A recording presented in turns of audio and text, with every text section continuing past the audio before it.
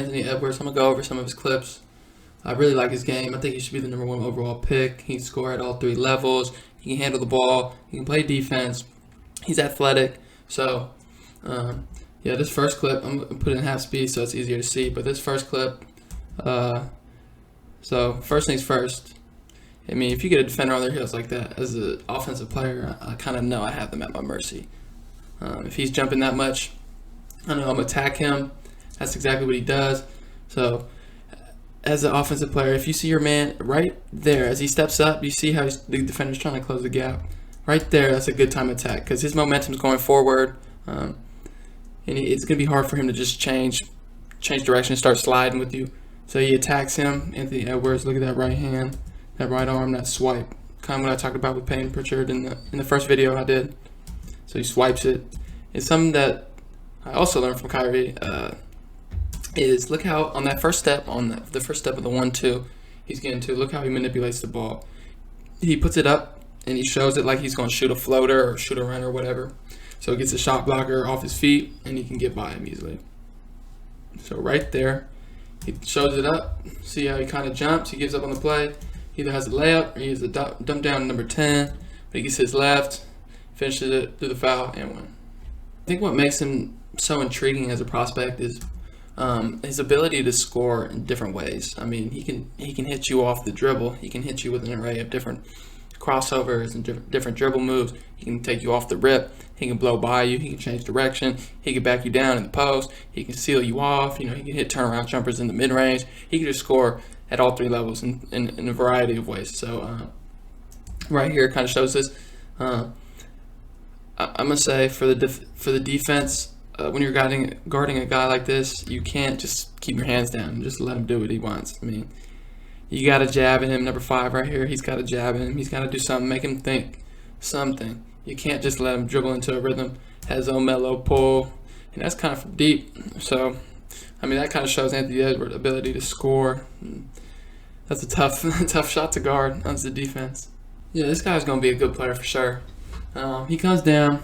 So let's kind of break down his cross, this little CJ McCollum. So it's quick and explosive.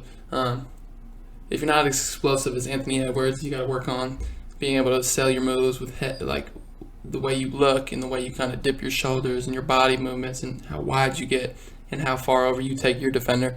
So I mean, this crossover, I like this one. I've seen CJ do it a lot. This little through the legs, wide step, but as he steps that left foot, he's crossing it through the legs at the same time. So he takes him out, that left foot steps, he crosses.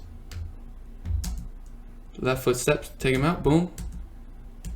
And the thing for Anthony on this move, I think if he were to just keep going downhill and not take that little stutter, I know he's reading the defense, but if he were to just get going downhill and kind of read him on the fly, that would be able to cover him a lot more space, but he still gets a good shot. I mean, a decent shot out of this. So the defender kind of, he takes that second, Anthony takes that second, the defender has time to recover. Anthony sees that. He takes that cross step back, just hits a deep one. That's tough. This clip kind of shows his ability just to create for himself. So first things first, you want to get your defender leaning. If you know you're going to attack him, you might as well kind of get him leaning, get him going, thinking he's going to go either way, doesn't know what move you're going to hit, but he bounces out. Same time, he shuffles his feet, he kind of gets him ready like he's going to sprint. Boom, takes that step, with a little cross, another cross through the legs. And look, this step I went over in my first episode. I paid this long step where he slows his speed. Watch his right foot as he drags it on the floor. That's something that you see a lot of guys do to change their speed and get the defender to keep flying by them. So he drags that right foot. It's very subtle, but he drags it and allows him to slow down and create a little bit of space to get that floater off.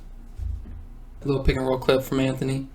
He sets his defender up. He tries to get him below the screen. If you can get your defender below the screen, you can run him off a lot easier without him getting over it. So he kind of gets him below, gets him out of position.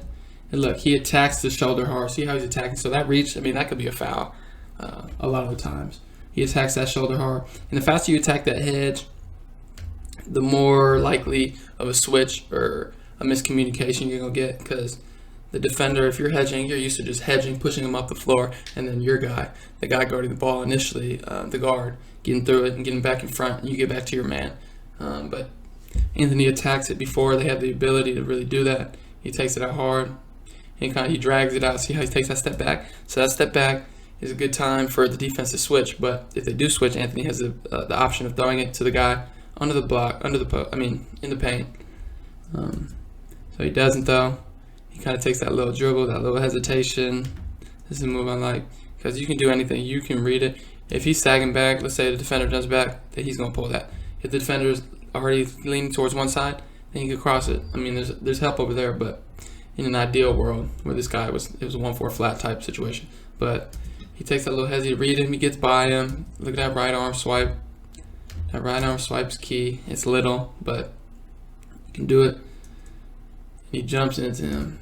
He looks like he's just going to go straight up, but he kind of jumps into him at the end right there. Creates that contact. With a shot blocker, you can't give him space, because if you give a shot blocker space, they're going to block your shot. I mean, unless you're bigger than them, you can raise up, dunk it, whatever, they're going to block your shot. So you make contact, it's a lot easier to get it up over shot blockers.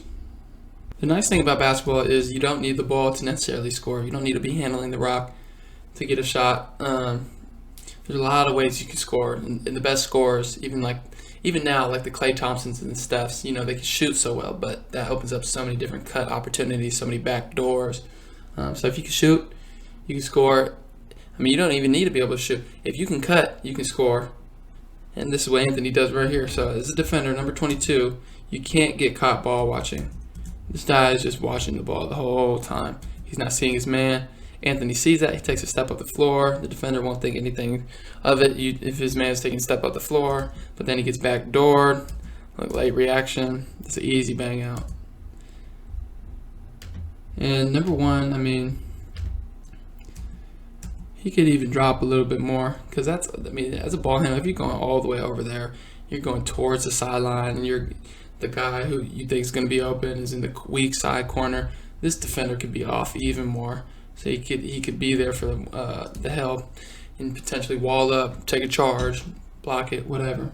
But he can be way off. When your defender is kind of out of position, and let's say he's kind of up the floor and you have the ability to just go by him, a good little quick pound, good little step back kind of move is a good way to create space to kind of see how he does it. So if you see where, I think his name's Tyrese Maxey is, so you see how, look at that, he's directly behind him. If Anthony catches, he can theoretically just go straight to the rim.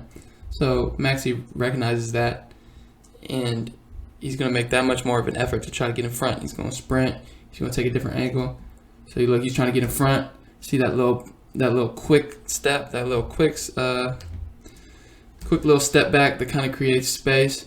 And you can always face up. If the defender is still there, then you can face up, make your move. You hit him with that. See how far out of position it is. That's an easy jumper right there. If you're guarding Anthony Edwards throughout the game, you're probably going to be up the floor trying to keep it out of his hands as much as you can. So Georgia, they recognize that. They run a little quick horns action, and it's late shot clock. So if it's late shot clock and you're guarding Anthony, you're going to be dang near an all-out denial, and that's what number 2 in Kentucky is doing. Like he's a step behind to begin with, so you quit as an offensive guy.